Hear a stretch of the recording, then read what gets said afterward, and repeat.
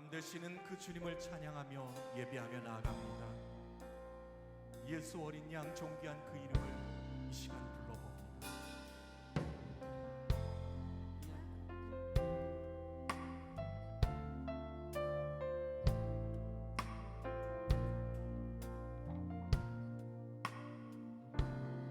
약할 때 강함 되시네. 약할 때 강함 되시네. 나의 보배가 되신 주 나의 모든 것. 주 안에 있는 보물을 나는 포기할 수 없네. 주 나의 모든 것. 예수 어린 양, 예수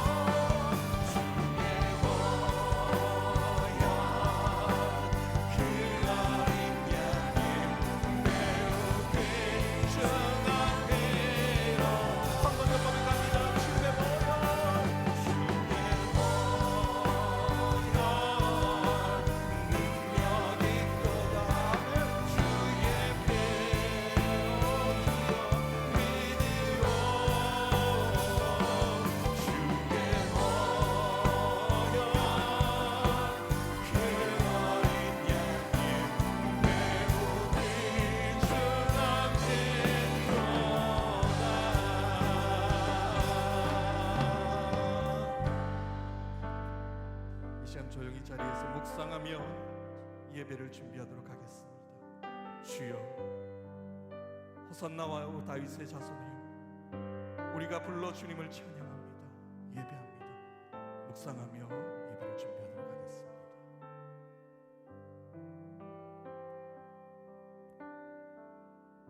하나님은 영이시니 예배하는 자가 영과 진리로 예배할지니라. 호산나, 만왕의 왕으로 오시는 주님을 찬양합니다.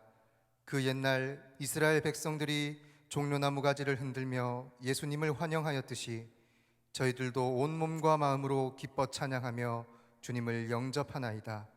주님, 낮고 천한 우리에게 다가오셔서 우리의 몸과 마음 그리고 삶을 다스려 주옵소서. 십자가를 향해 용감하게 나아가는 예수님을 본받아 우리도 진리와 복음을 위해 용감하게 나아가게 하시고, 나귀를 타신 주님의 겸손한 모습을 따라서 우리도 서로를 섬기며 살게 해 주옵소서. 오늘도 주님의 발자취를 따라 찬송하며 따르기를 원하오며 예수님의 이름으로 기원하옵나이다. 아멘. 호산나 호산나 다 노래 부른다. 수많은 아이들이 즐거운 노래로 그 품에 안으시고 복 주신 주님께 온 몸과 마음 들여 주 찬양합니다.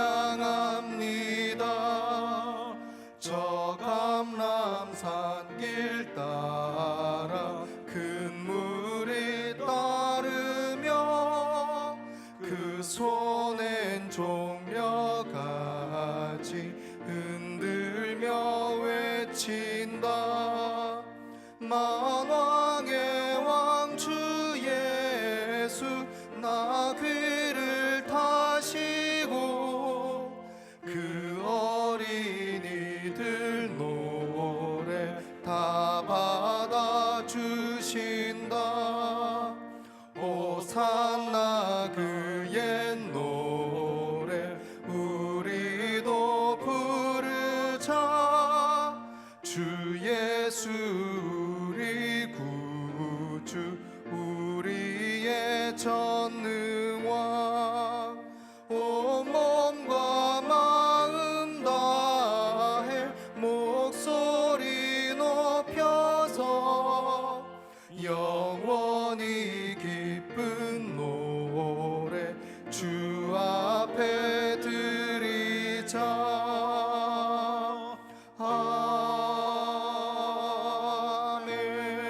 아멘.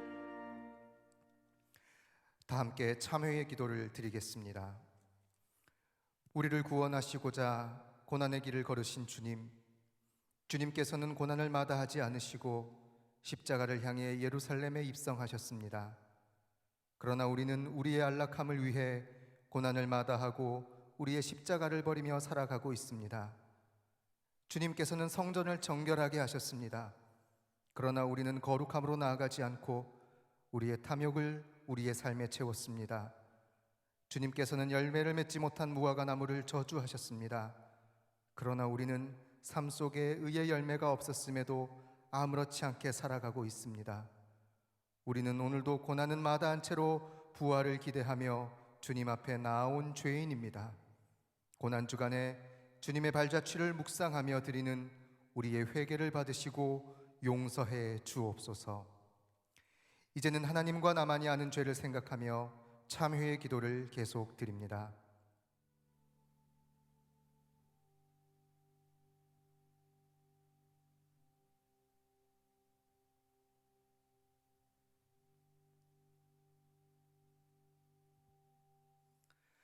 그가 찔림은 우리의 허물 때문이요 그가 상함은 우리의 죄악 때문이라. 그가 징계를 받음으로 우리가 평화를 누리고 그가 채찍에 맞음으로 우리는 나음을 받았도다. 우리는 다 양 같아서 그릇 행하여 각기 제 길로 갔거늘 여호와께서는 우리 모두의 죄악을 그에게 담당시키셨도다. 그러므로 이제 그리스도 예수 안에 있는 자에게는 결코 정죄함이 없느니라. 아멘. 나는 전능하신 아버지 하나님 천지의 창조주를 믿습니다. 나는 그의 유일하신 아들 우리 주 예수 그리스도를 믿습니다. 그는 성령으로 잉태되어 동정녀 마리아에게서 나시고 본디오 빌라도에게 고난을 받아 십자가에 못 박혀 죽으시고 장사된 지 사흘 만에 죽은 자 가운데서 다시 살아나셨으며 하늘에 오르시어 전능하신 아버지 하나님 우편에 앉아 계시다가 거기로부터 살아있는 자와 죽은 자를 심판하러 오십니다. 나는 성령을 믿으며 거룩한 공교회와 성도의 교제와 죄를 용서받는 것과 몸의 부활과 영생을 믿습니다. 아멘. 다 함께 앉으셔서 성시교독을 하겠습니다. 성시교독은 교독문 129번 종려주일 말씀입니다.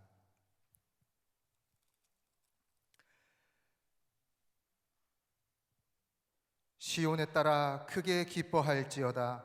예루살렘에 따라 즐거이 부를지어다. 보라, 내 왕이 내게 임하시나니 그는 공의로우시며 구원을 베푸시며 겸손하여서 나귀를 타시나니 나귀의 작은 것 곧 나귀 새끼니라. 내가 에브라임의 병거와 예루살렘의 말을 끊겠고 전쟁하는 활도 끊으리니 그가 이방 사람에게 화평을 전할 것이요 그의 통치는 바다에서 바다까지 이르고 유브라데 강에서 땅끝까지 이르리라. 앞에서 가고 뒤에서 따르는 무리가 소리 높여 이르되 호산나 다윗의 자손이여 찬송하리로다. 주의 이름으로 오시는 이여 가장 높은 곳에서 호산나 하더라. 아멘.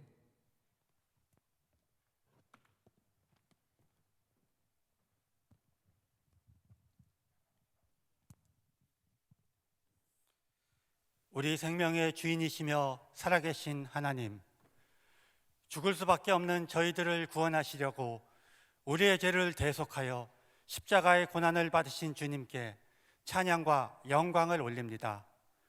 예수 그리스도의 보혈로 저희가 정케되었고 값없이 의롭다함을 얻었으니 주님의 한없는 은혜에 감사드립니다. 주님께서 고난받으실 것을 아시면서도 예루살렘에 입성하신 종려주의를 맞이하여 저희들이 세상의 것만을 좇으며 하나님의 나라를 외면하는 당시 예루살렘의 어리석은 무리처럼 되지 않게 하옵소서. 저희의 마음 가운데 구원의 믿음을 주시고 주님의 십자가를 함께 지고 가는 삶을 살게 하옵소서. 이번 주 고난주간 동안에 특별 저녁 기도회로 또 각자의 자리에서 주님의 고난을 가슴 깊이 묵상하며 기도하며 앞으로 주님의 제자로서의 길을 충성스럽게 갈 것을 다짐하게 하옵소서. 지금 예배에도 많은 제약을 받고 있습니다. 우리 고척 성도들이 각자 형편에 따라 예배드리지만 어느 곳에서든 영과 진리로 예배드리며 성령님이 임재하시는 복되고 은혜로운 예배를 드리게 하옵소서. 전 세계가 코로나19로 인하여 두려움과 불안에 쌓여 있습니다. 많은 인명피해가 생기고 많은 사회 시스템이 마비되고 있습니다. 내게 부르짖으며 와서 기도하면 내가 너희를 듣겠다 하신 하나님의 말씀을 의지하여 부르짖으며 기도합니다. 하나님, 하루빨리 이 땅에서 코로나 바이러스를 물리쳐 주시옵소서. 우리나라의 코로나19 확진자 발생이 멈춰가고 세계적인 확산세도 꺾여서 점차로 질병이 수그러지게 하시며 저희들을, 특히 어린이 노약자들을 질병에서 지켜주시옵소서. 환자들을 치유하여 주시고 희생자와 유족들에게 하늘의 평안과 위로를 주시옵소서. 불철주야 수고하는 의료진, 방역진, 자원봉사자들을 보호하여 주시옵소서. 생활의 터전을 위협받는 많은 사람들에게 그 피해를 줄여주시고 희망과 용기를 주시옵소서.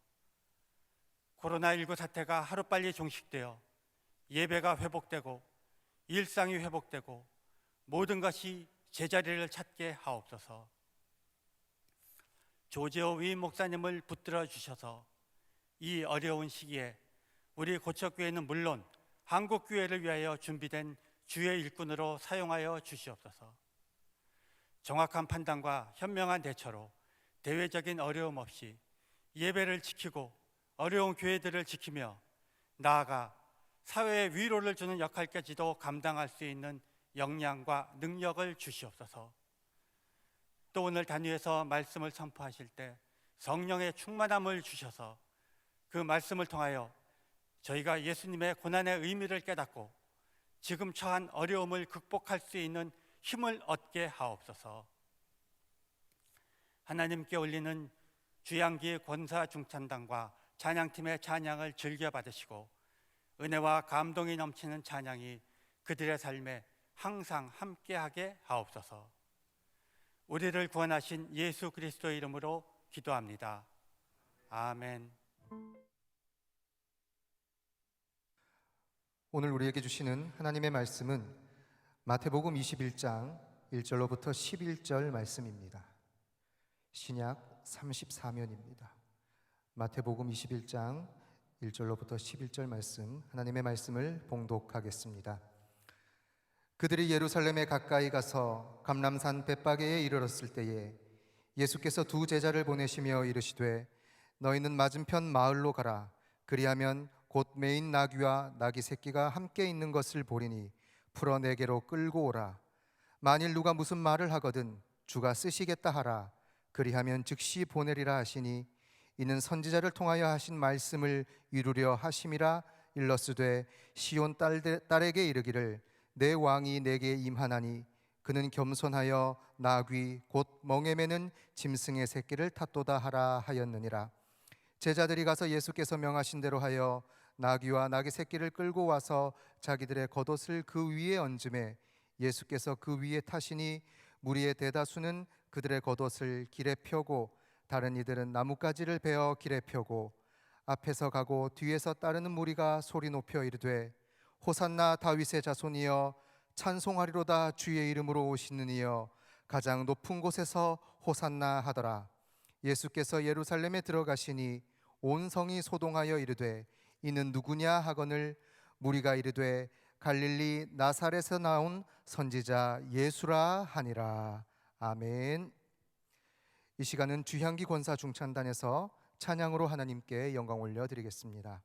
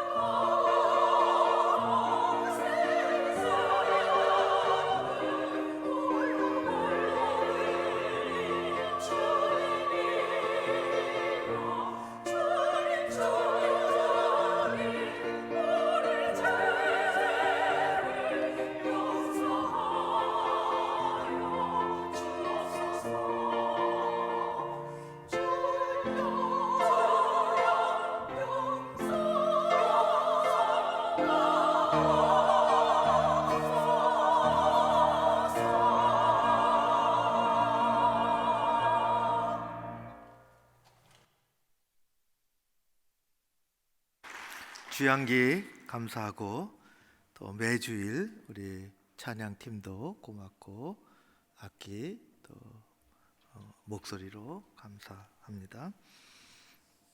오늘 3부는 믿음, 소망, 기쁨 그렇게 몇 분이 나와서 예배드리고 또 대부분은 가정에서 우리 영상 유튜브 통한 영상으로 예배 드릴 터인데 우리 가정에서는 어떻게 몇 분이 어떻게 예배 드릴지 또 인사할지 모르겠는데 마스크 쓴 채로 지금 거리가 조금 떨어져 다 있지만은 옆에 분하고 눈 인사라도 한번 지그시 눈을 감으면서 잘 지내셨어요?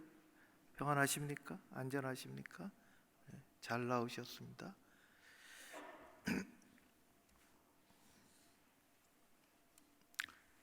어느 분이 보내준 글에 제가 감동되는 한 구절이 있어서 그대로 중간을 따서 읽으면 우리가 지금 예배도 마스크 쓰고 드리지만은 다 사회에서도 마찬가지죠. 그분은 모든 것에서 배운다 그러면서 이런 글을 썼는데 참 많이 공감이 갑니다. 나는 배웠다. 마스크를 써본 뒤에야 지난날의 내 언어가 소란스러웠음을 알고 침묵을 배웠다. 너무 쉽게 말했다. 너무 쉽게 비판하고 너무 쉽게 조언했다. 생각은 짧았고 행동은 경박했다. 나는 배웠다. 살아있는 침묵을 스스로 가지지 못한 사람은 몰락을 통해서만 죽음으로 침묵하게 된다는 사실을. 여전히 사회는 조금 불안합니다. 세계적인 확산은 꺾일 줄 모르고 있고 또 한 주간 여러분들 안전하고 또 우리 고난 주간인데 더 경건한 모습으로 주님 가까이 하는 그런 삶을 사는 여러분들 되시기를 바라고, 우리 지난주에 이어서 코로나19 우리 퇴치와 치유를 위한 기도, 우리 8가지 기도 제목을 같이 읽음으로 우리 공동체 기도를 같이 드렸으면 좋겠습니다. 화면을 보시고 우리 한 목소리로 가정에서나 또 교회에서나 같이 기도하겠습니다. 코로나19로 고통당하는 온 세계의 환자를 치유하여 주시고 환자의 가족과 희생자의 유족들에게 하늘의 위로와 평안을 주시옵소서. 코로나19의 퇴치를 위하여 수고하는 세계 여러 나라의 의료진과 방역 담당자, 자원봉사자, 일선 공무원들을 보호하여 주시옵소서. 코로나19로 대한민국을 지켜주시며 특히 고통당하는 대구 경북 지역의 주민들을 보호하여 주옵소서. 코로나19가 종식되고 일상의 삶이 회복되며 성숙한 시민사회로 발전하도록 도와주시옵소서. 사순절 기간을 보내며 경건한 마음으로 스스로 돌아보며 하나님께 참회하오니 우리의 삶이 정결한 삶이 되게 하옵소서. 교회 공예배가 정상화되며 하나님께 의지하는 믿음이 성장하도록 도와주시옵소서. 작고 연약한 자립대상 교회를 지켜주시고 회중들에게 힘과 용기를 주옵소서. 한국교회가 빛과 소금의 역할을 감당하며 이웃을 섬기는 선교 공동체가 되게 하옵소서. 우리를 사랑하시는 주 예수 그리스도의 이름으로 기도합니다. 아멘. 코로나 때문에 우리 모두가 다 정신이 없지만은 사순절 기간입니다. 우리 신앙생활에서 가장 의미 있고 가장 중요한 절기요, 그 절기를 지내고 있습니다. 사순절의 마지막 주간은 오늘서부터 시작이 되고 종료주일입니다. 이제 한 주간을 고난주간, 그리고 고난주간을 지내면 다음 주일이 부활주일로 이어지게 되지요. 성탄절은 늘 12월 25일 추우나 더우나 어느 나라나 어느 때나 12월 25일인데 부활절은 늘 바뀝니다. 성탄절은 25일로 요일이 관계가 없지만 부활절은 주일이 되고 날짜가 해마다 바뀌죠. 초대교회 지금으로부터 한 1800년 전에 굉장히 일찍 그 전서부터 일찍이 교회마다 조금 생각들이 달랐는데 대충 두 가지 생각들을 가지고 부활절을 지키자고 했습니다. 우리가 잘 아는 것처럼 예수님의 순환과 고난과 또 십자가와 부활은 유대력의 달력의 유월절과 관계가 있습니다. 유월절에 일어난 일이죠. 그래서 일단의 교회들은 유대력에 따라야 한다고 생각을 했습니다. 유월절과 연동을 해서 유월절은 니산월에 이스라엘 달력이 니산월에 계절은 이맘때쯤 됩니다. 그런데 또 다른 교회는 로마를 중심으로 한 서방 교회들은 그렇게 되면 요일이 자꾸만 바뀐다라고 했습니다. 그래서 요일을 정해놓고 요일은 주일날 해야 된다. 주일이 왜 그때는 안식일에 처음에는 모였는데 예수님이 부활한 날에 모이기 시작하고 주일날 예수님이 부활한 날이다. 그래서 부활절도 주일에 오기를 원했고 그래서 325년 지금부터 1700년 전에 325년에 니케아 종교회의라고 역사적으로는 아주 중요한 회의가 있었는데 그 니케아 종교회의에서 많은 것들이 결정이 됐어요. 아주 신앙적으로 중요한 것이 그 중에 이 두 생각들을 모아서 부활절을 결정을 했습니다. 그게 지금까지 내려오는 것입니다. 결정을 어떻게 했냐면 이 춘분을 지난 후 처음으로 오는 보름 15일이죠. 음력 15일. 그러니까 음력이 들어가요. 유대력을 이렇게 참고하려고 그렇게 해서 부활 음력 15일이 지난 다음에 오는 첫 번째 주일을 부활절로 지킨다는 것입니다. 올해로 하면 지난 3월 22일이 춘분이었습니다. 하루씩 바뀌기도 하잖아요. 그리고 4월 오늘이 5일, 6일, 7일이 보름입니다. 음력 보름. 그래서 음력 보름이 지난 첫 번째 오는 주일이 다음 주일입니다. 이게 부활절입니다. 올해의 부활절. 내년에는 달라지겠죠.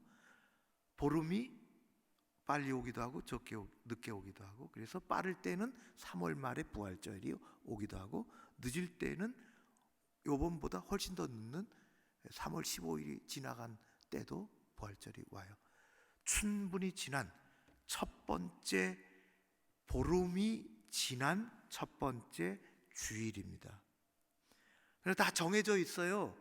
내년에도 언제인 줄 알고 우리는 미리 알 건 없지만은 후년에도 언제인 줄 알고 그렇게 그래서 부활절이 정해지니까 부활절을 거슬러서 주일들을 뺀 40일이 수요일이 되고 그때서부터 제수요일로 정해서 빠르면 2월 중하순 늦으면 3월 달에 시작을 해요.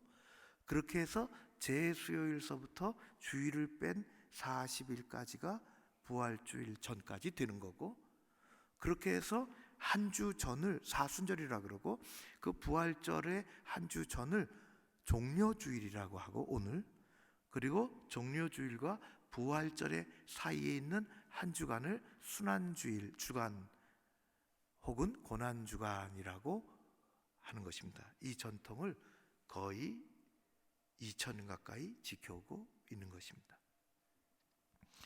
오늘은 나귀를 타시고 예루살렘에 입성하는 것을 기념하는 종려주일입니다. 말씀의 제목은 성경 본문에 나온 그대로 주가 쓰시겠다 하라입니다. 예수께서 쓰시겠다 하라고 전해라 하는 것입니다. 그 시작은 이른 아침 베들레헴 건너편에 있는 벳바게라는 마을에서 시작이 됐습니다. 예수님께서 평상시 그런 뉘앙스의 말씀을 하신 적이 없는데 안 하시던 말씀을 하셨습니다. 예수님이 툭 튀어나온 이야기냐? 그렇지 않습니다. 예수님께서 미리 준비하신 말씀이지만 제자들이 듣기는 참으로 의아한 말씀을 하신 것입니다. 저 옆에 동네에 가서 나귀 새끼를 풀어오라. 나귀 주인이 보고 당신 누구요? 왜 남의 나귀에 손을 대는 거요? 라고 하거든. 주가 쓰시겠다 하라. 그렇게 하면 보내줄 거다. 데리고 와라. 거기서부터 시작이 됐습니다. 그렇게 해서 제자들은 가서 똑같은 일이 일어난 것을 진행하고 나귀 새끼를 데리고 왔으며,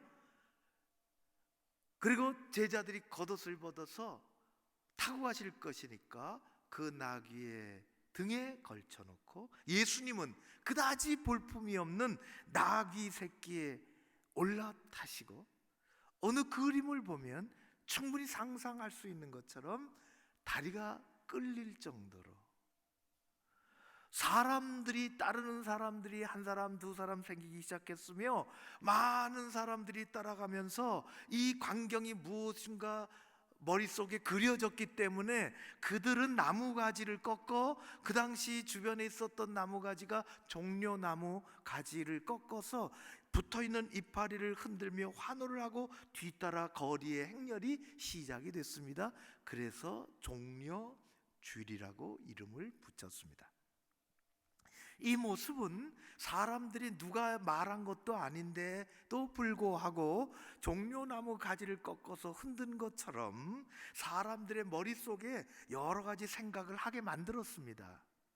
규모는 참으로 작고 또 형식은 어떻게 보면 좀 보잘것없어 보이지만은 어떤 사람들의 마음속에는 왕의 아주 특별한 행차와 같이도 보였으며, 어떤 사람들의 마음속에는 전쟁에서 승리하고 돌아오는 개선장군의 퍼레이드와 같다는 생각도 들기를 했습니다. 그래서 그들이 그렇게 한 것입니다. 그러나 이 아침에 예수님의 이 행렬은 정치적인 행사가 아니었습니다. 그것은 일찍이 스가랴가 하나님의 말씀을 받아 예언한 것으로 성취되었다는 것을 보여줍니다. 오늘 본문에도 그 스가랴 예언이 읽었지만은 스가랴 9장 9절에 보면 일찍이 하나님은 스가랴 선지자를 통해서 이 광경이 어떤 광경이라고 하는 것을 예언해 놓으셨습니다. 스가랴 9장 9절에 이렇게 되어 있습니다.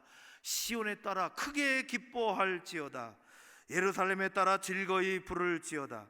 보라, 내 왕이 내게 임하시나니 그는 공의로우시며 구원을 베푸시며 겸손하여서 나귀를 타시나니 나귀의 작은 것 곧 나귀 새끼니라.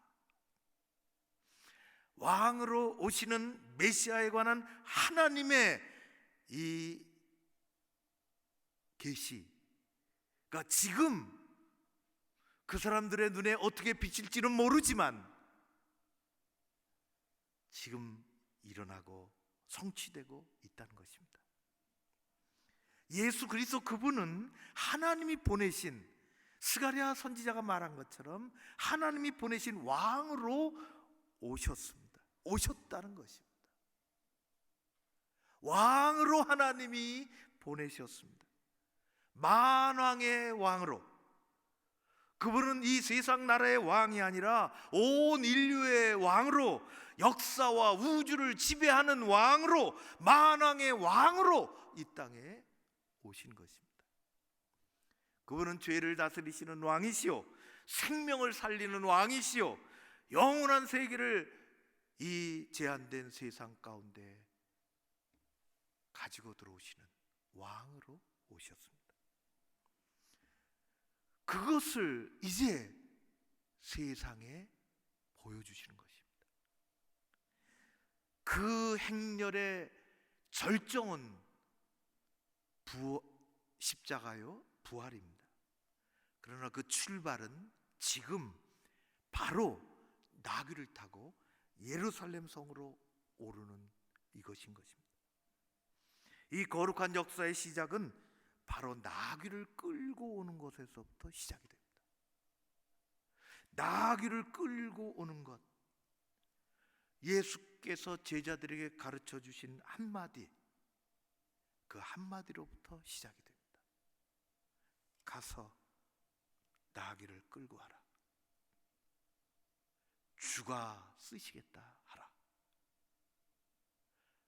주가 쓰시겠다 하라. 성경에 나귀의 주인은 누군지 알려지지 않습니다. 이름도 모르고 어떤 형편의 사람인지 알 길이 없습니다. 그러나 제자들의 순종과 이름 없는, 이름 모를 이 나귀 주인의 순종이 결합되어 하나님의 계시가, 하나님이 계획하신 것이 현실 세상 속에서 진행되고 있다는 것을 성경은 보여주는 것입니다.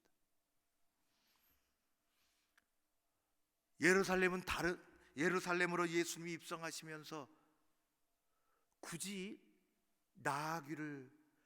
남의 나귀를 빌려 타시지 않아도 됩니다. 하나님이 하시기 나름입니다.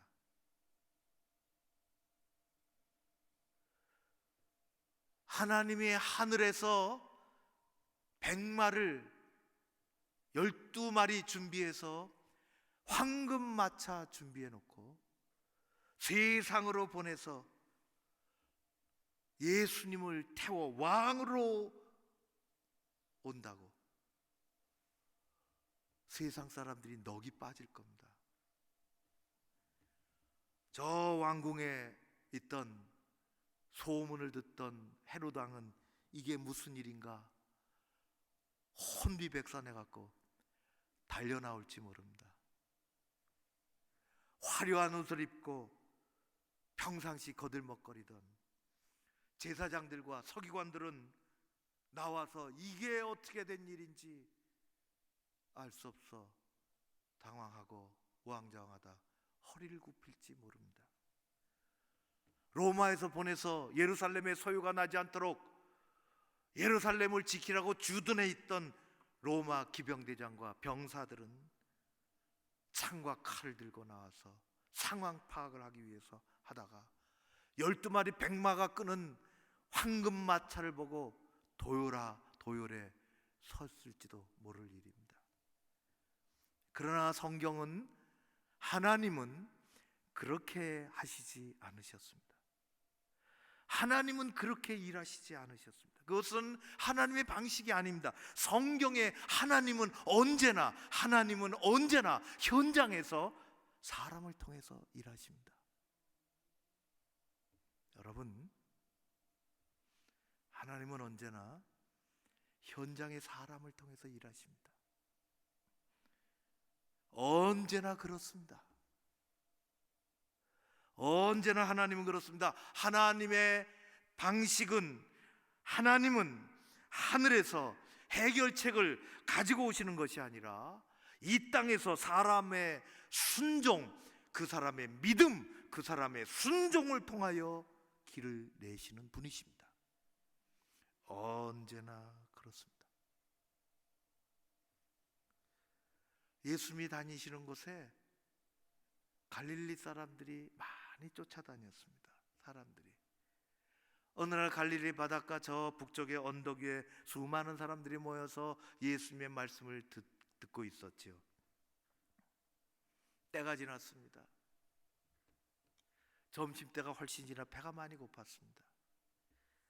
예수님은 사람들의 마음속에는 이거 어떻게 할까, 배고프고 어떻게 해야 되겠다, 뭘 해야 되겠다. 그러나 예수님은 하늘에서부터 양식 바구니를 가지고 오지 않으셨습니다. 하나님은 하늘에서부터 양식 바구니를 내리지 않으셨습니다.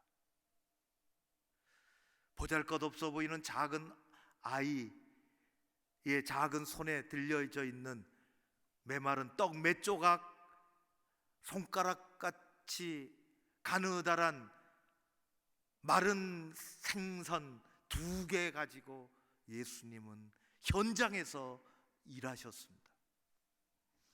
하나님께서 일하시는 방식은 언제나 사람입니다. 하나님의 방식은 사람 안에 자리 잡고 있는 믿음과 순종이라는 것입니다.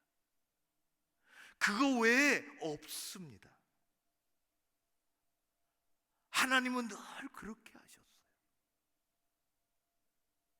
특별한 사람을 통해서가 아니라 그가 누구든지, 아이든지 어린아이든지 청년이든지 누구든지 어디 살았든지 무엇을 먹고 살았든지 어느 자리에 있든지 상관없이 하나님의 방식은 사람 안에 자리 잡고 있는 믿음과 순종이라는 것입니다. 언제요? 지금, 오늘, 여기서 그렇습니다. 하나님은 이사야 선지자를 통해서 이스라엘 사람들을 일찍이 택했노라고 말씀하셨어요. 이사야 43장 1절의 말씀에 보면 이렇습니다. 이스라엘아, 너를 지으신 이가 말씀하시느니라. 너는 두려워하지 말라. 내가 너를 구속하였고 내가 너를 지명하여 불렀나니 너는 내 것이라. 내가 쓰고 싶다. 내가 너를 불렀다. 내가 너를 구원했고 내가 너를 불렀다. 사랑하는 성도 여러분, 우리가 하나님이 부르셨으며 우리가 구원받았으며 우리가 거듭난 인생이라면 하나님은 이스라엘 백성들에게 그렇게 말씀하신 것처럼 여전히 오늘 우리에게 말씀하십니다. 너는 내 것이라. 내가 사용하고 싶다. 넌 뭘 내놓을래? 내가 너를 사용하고 싶다.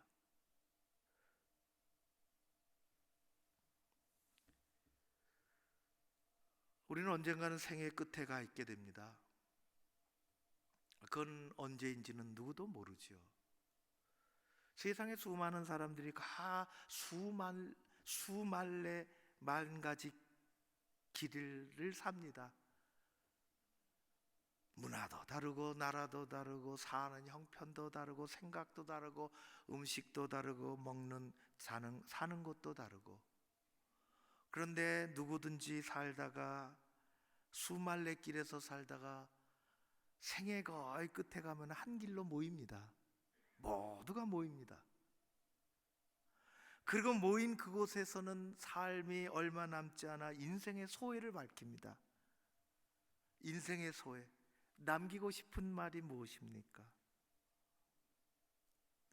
이 인생의 소회를 밝히는 책이 우리나라에 수십 가지입니다. 하고 싶은 말, 그런 것들이에요.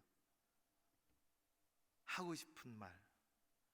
마지막, 거의 동일합니다. 어떻게 살았건, 어디서 살았건 수십 가지 책이 거의 동일합니다. 제게도 5권은 있어요.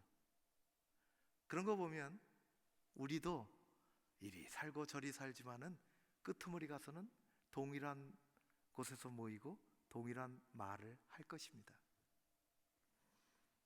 가족들과 시간 많이 보내라는 이야기입니다. 가족들과 더 많은 시간을 보냈어야 됐는데 그것입니다. 또 돈이 전부가 아니다. 가치 있게 쓰고 다른 사람 도와라. 현실은 늘 어렵다. 한평생 살아보니 어렵지 않은 것이 없다. 어렵지 않은 때가. 그러나 너의 길을 가고 하고 싶은 일 하고 꿈을 포기하지 마라. 대동소이하게 10가지든지 20가지든지 다 그렇습니다. 최근에도 책 한 권이 나왔어요.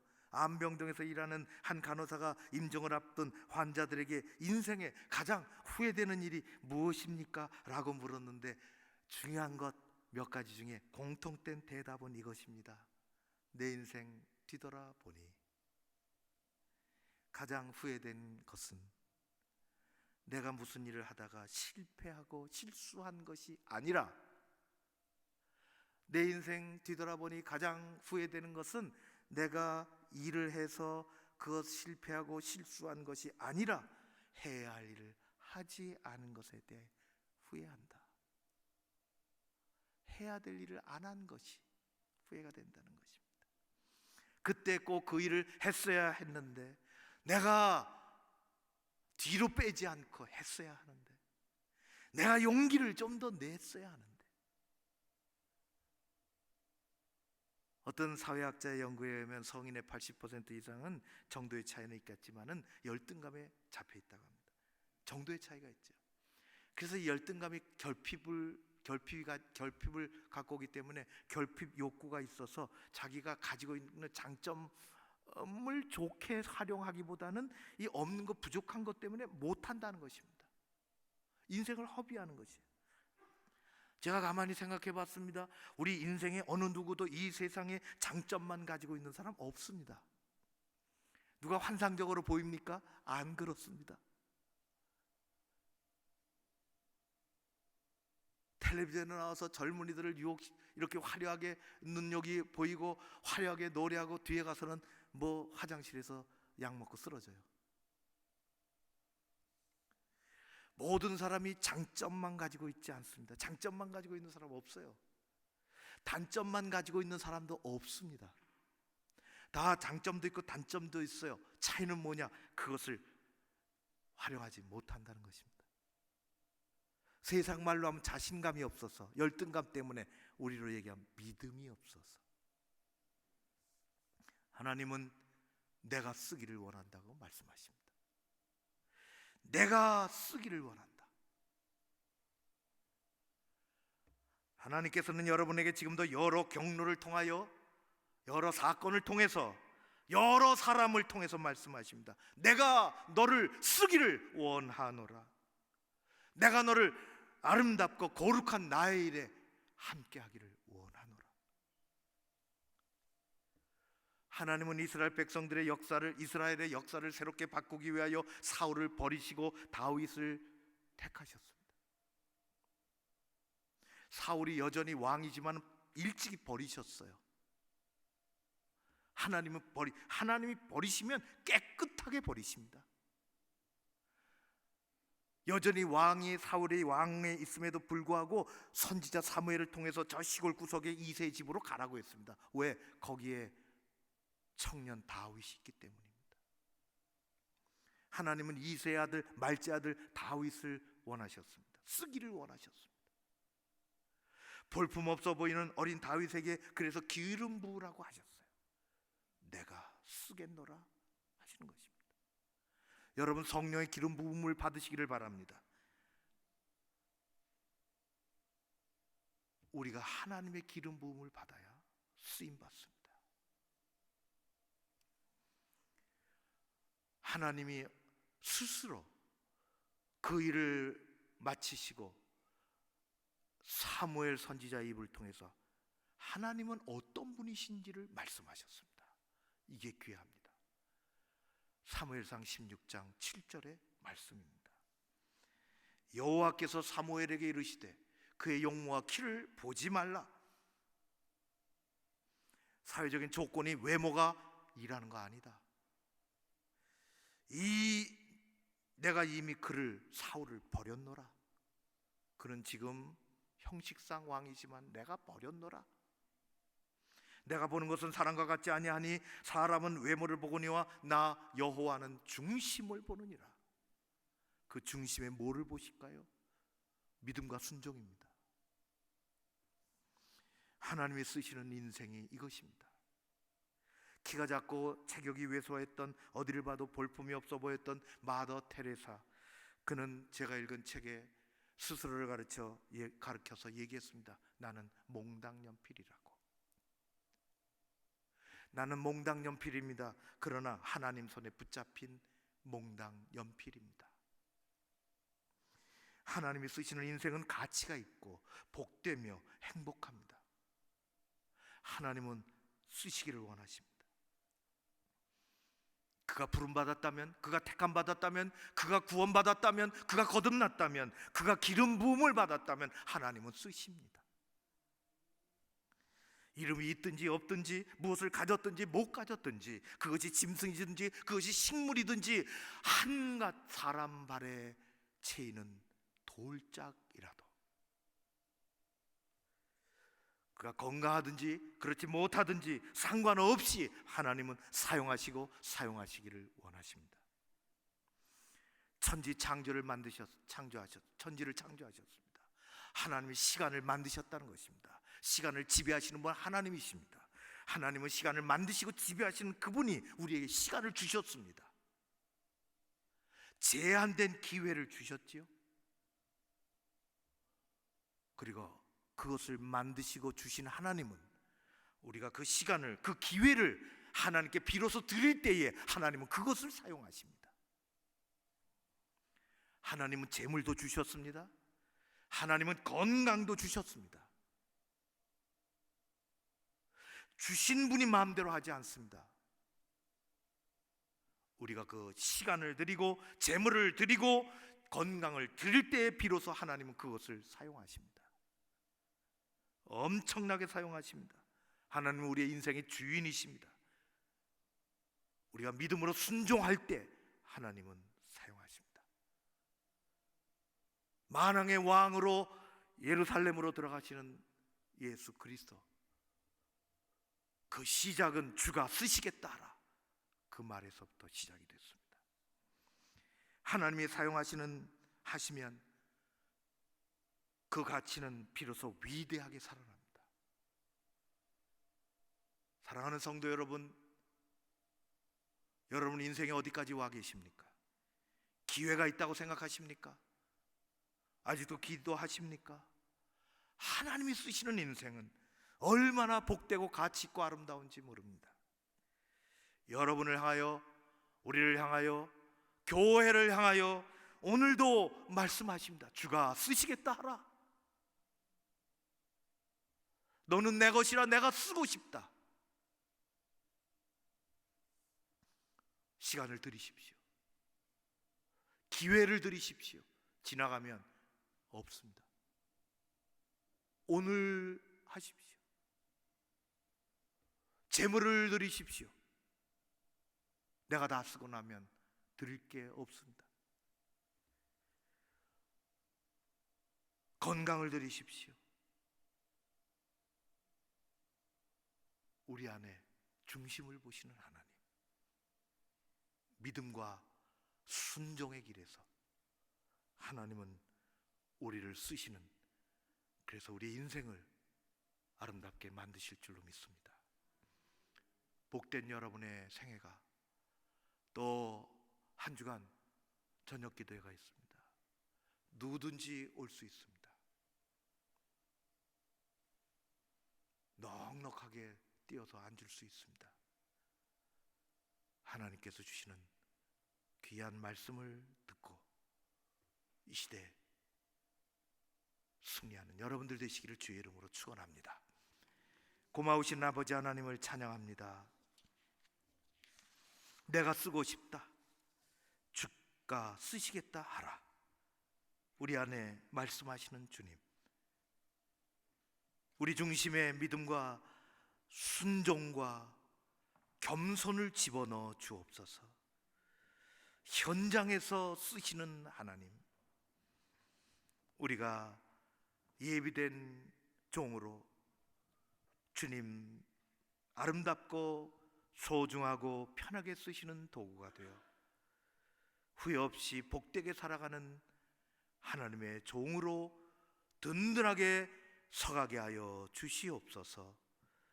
예수님 이름으로 기도하옵나이다. 아멘.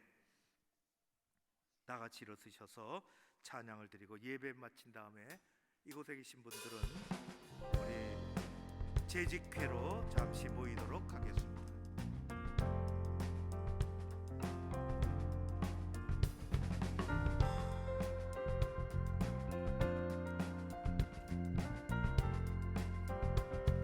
만왕의 왕 내 주께서 만왕의 왕 내 주께서 왜 고초당했나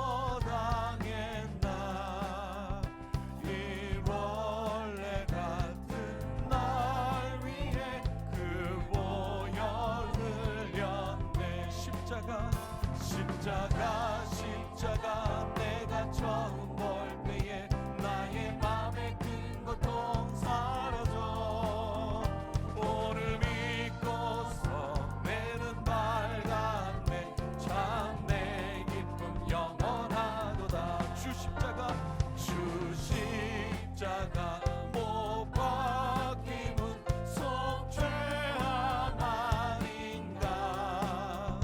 그 긍휼함과 그 은혜 말할 수 없도다.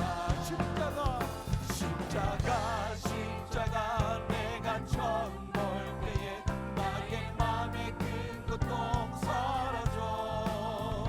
오늘 믿고서 내는 밝았네. 참 내 기쁨 영원하도다. 늘 울어도 그 큰 은혜 나 갚을 수 없네. 나 주님께 몸 바쳐서 주의 일 있으리. 아멘.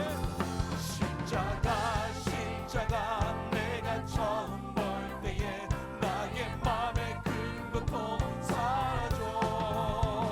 오늘 믿고서 내는 밝았네. 참 내 기쁨 영원. 한 번만 더 찬양합니다.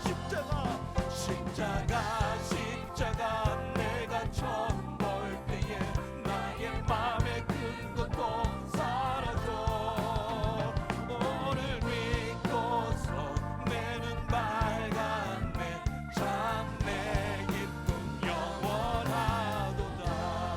영원하도다. 사랑하는 성도들이 교회에서 어쩔 수 없이 가정에서 예배드리며 이 시간 귀한 예물을 잘 준비해서 아버지의 것이라고 구별해서 올려드립니다.